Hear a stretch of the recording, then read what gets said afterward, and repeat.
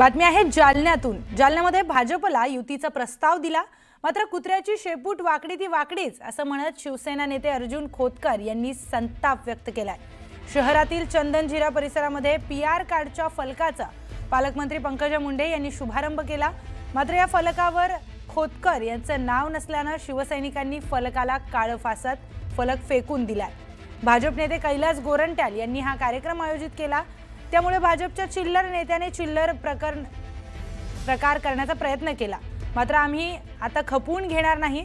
आम्ही आणलेल्या कामाचं श्रेय घेत असतील तर आलेल्या पायावर सरळ जाणार नाही, असा गंभीर इशारा खोतकरांनी भाजप नेते कैलास गोरंट्याल यांना दिलाय।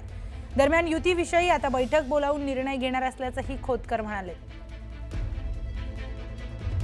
काल भारतीय जनता पक्षाच्या अत्यंत चिल्लर नेत्यांनी चिल्लर प्रकार या ठिकाणी करण्याचा प्रयत्न केलेला आहे। भारतीय जनता पक्षाचे आमच्या सहकार्यांना आम्ही एक पाऊल पुढे टाकून युतीचा प्रस्ताव दिला, परंतु ते म्हणतात ना, कुत्र्याचं शेपूट वापरत असतं, ते किती सरळ करा नीट होतच नाही।